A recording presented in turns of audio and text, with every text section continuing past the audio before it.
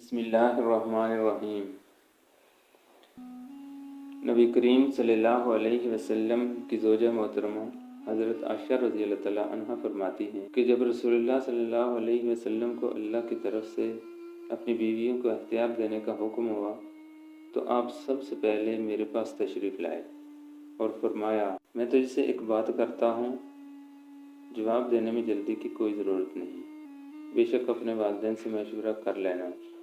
آپ نے یہ اس لیے فرمایا کہ آپ جانتے تھے کہ میرے والدین مجھے کبھی بھی آپ سے جدائی کا مشورہ نہیں دے سکتے۔ پھر آپ نے یہ آیت تلاوت فرمائی، اے نبی اپنی بیویوں سے کہہ دیجئے اگر تم دنیا کی زندگی اور زیب و زینت کے طالب ہو تو آؤ، میں تمہیں اچھے طریقے سے فارغ کر دوں۔ میں نے فوراً کہا کہ کیا میں اس بارے میں اپنے والدین سے مشورہ طلب کروں؟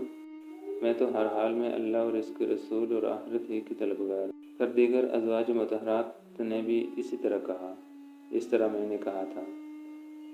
تو جب رسول اللہ صلی اللہ علیہ وسلم نے اپنی بیویوں سے یہ کچھ کہا اور انہوں نے آپ ہی کو اختیار کیا تو یہ طلاق نہ بنی، کیونکہ انہوں نے بجائے طلاق کے آپ کو اختیار کیا۔